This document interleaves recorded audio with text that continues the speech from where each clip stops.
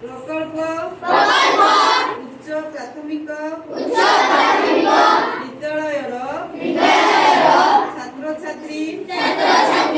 शपथ करुछु जे परिष्कार परिच्छन्नता पाई अंगीकारबद्ध होई रहिलु एवं सेतिपाई समय देबु सर्वप्रथमे आमे एही कार्य आमठारु आरंभ करिबु आम विद्यालय घर बस्ती और ग्राम शहर को सफा सुतरा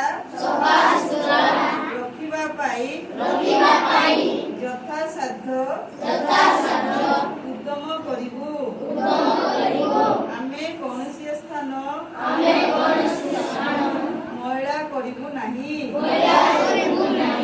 अपरिष्कार स्थान को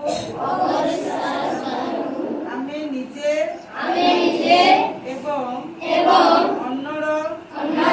साहाय्य सफा करिबु स्वच्छ और सुस्थ परिवेश गठन आमर मूल लक्ष्य आमे दृढ़तार सह कहि कि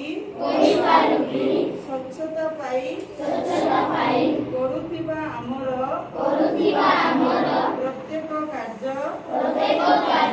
स्वच्छ भारत गठन रे